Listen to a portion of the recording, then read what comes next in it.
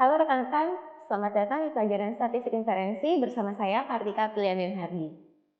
Apakah teman-teman pernah mendengar tentang statistik inferensi? Mungkin sebagian ada yang sudah mendengar dan ada yang belum.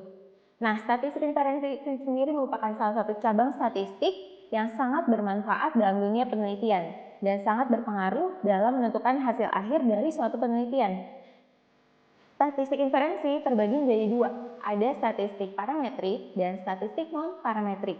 Untuk statistik parametrik, datanya itu biasanya menyebar atau bisa disebut distribusinya normal.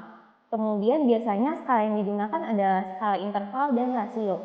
Sedangkan untuk statistik non-parametrik, biasanya datanya itu berdistribusi tidak normal. Kemudian skala yang digunakan adalah skala nominal dan ordinal. Selain itu, biasanya sampel yang digunakannya itu kecil dan biasanya dilakukan untuk penelitian sosial.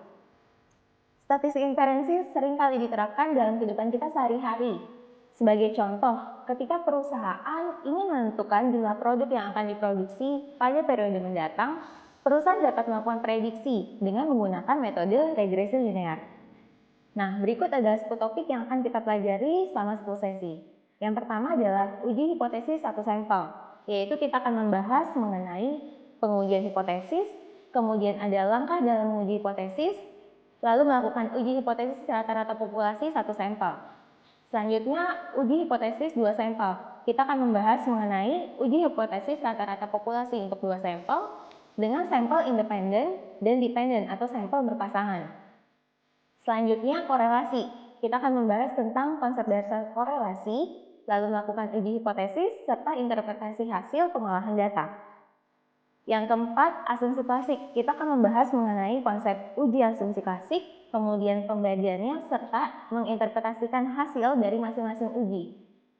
Yang kelima, regresi linear sederhana. Kita akan membahas mengenai penerapan analisis regresi, kemudian membuat persamaan regresinya, dan melakukan uji hipotesis. Yang keenam, kita akan membahas tentang regresi linear berganda, yaitu tentang analisis regresi dengan lebih dari satu variabel independen. Kemudian kita akan membuat persamaan regresinya dan melakukan uji hipotesis. Yang ketujuh, kita akan membahas mengenai ANOVA beserta asumsinya. Kemudian melakukan perhitungan ANOVA serta interpretasi hasil pengolahan data. Yang kedelapan, kita akan membahas tentang Chi-square goodness of the test, yaitu membahas mengenai pengertian Chi-square, kemudian membedakan antara frekuensi ekspektasi dan observasi, dan menginterpretasikan hasil pengolahan datanya. Yang selanjutnya, Chi-square contingency table analysis, yaitu kita akan membahas mengenai karakteristiknya, kemudian menginterpretasikan hasil pengolahan data. Dan yang terakhir adalah uji validitas dan reliabilitas. Kita akan membahas pengertian validitas dan reliabilitas, kemudian menginterpretasikan hasil pengolahan kuesioner dengan uji validitas dan reliabilitas. Nah, buku yang akan kita gunakan adalah buku dari David R. Anderson dengan judul Statistics for Business and Economics, dan yang kedua buku dari Douglas Allen dengan judul Statistical Techniques in Business and Economics.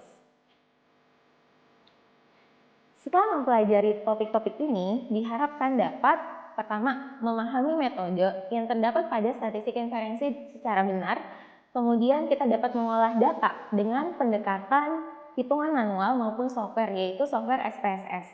Selain itu, kita bisa menginterpretasikan data yang kita miliki sebagai dasar peramalan untuk estimasi, sehingga dapat mengubah informasi yang kita miliki menjadi suatu pengetahuan. Demikianlah overview kita kali ini. Sampai bertemu pada sesi selanjutnya. Selamat belajar!